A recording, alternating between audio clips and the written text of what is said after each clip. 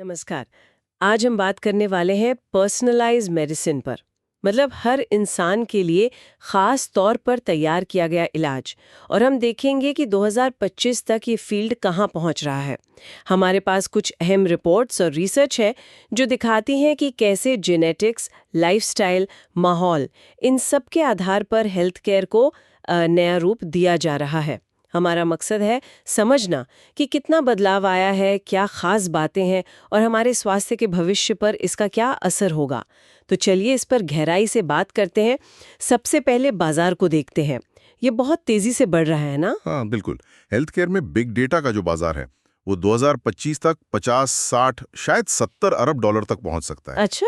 और personalised medicine का पूरा ग्लोबल मार्केट सोचिए 2034 तक 1300 अरब डॉलर से भी ज्यादा। बाप रे, ये तो बहुत बड़ा आंकड़ा है।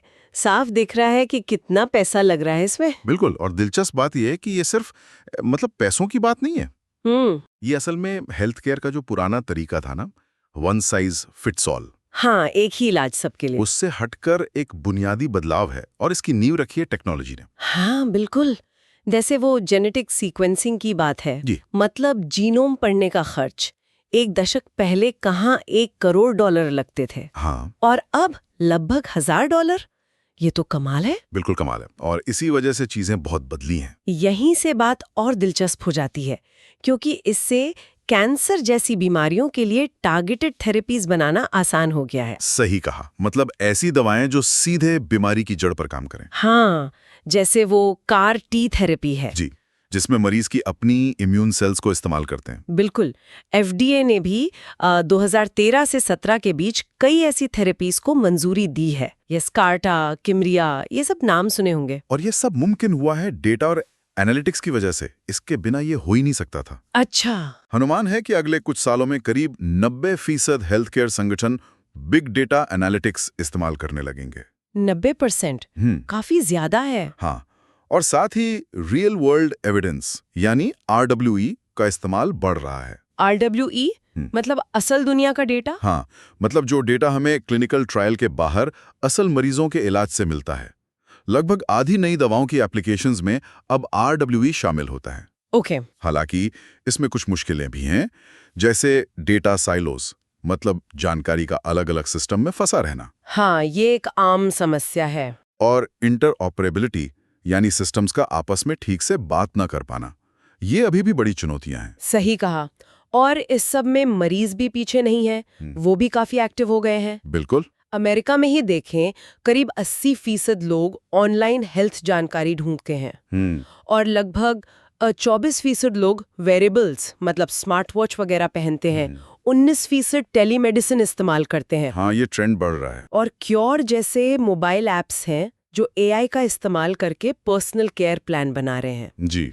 ये सब दिखाता है कि मरीज अब सिर्फ इलाज लेने वाले नहीं बल्कि अपनी हेल्थ मैनेजमेंट में पार्टनर बन रहे हैं। बिल्कुल। और अगर हम इसे पूरी दुनिया के नजरिए से देखें तो ये ग्लोबल ट्रेंड है। हाँ, कहाँ क्या हो रहा है? देखिए, अमेरिका इनोवेशन में सबसे आगे है।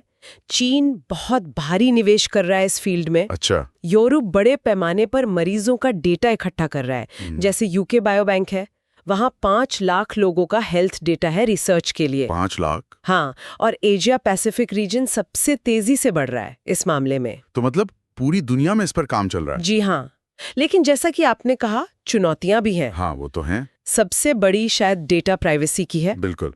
हिपा अमेरिका में, GDPR यूरोप में, ये कानून बहुत सख्त है।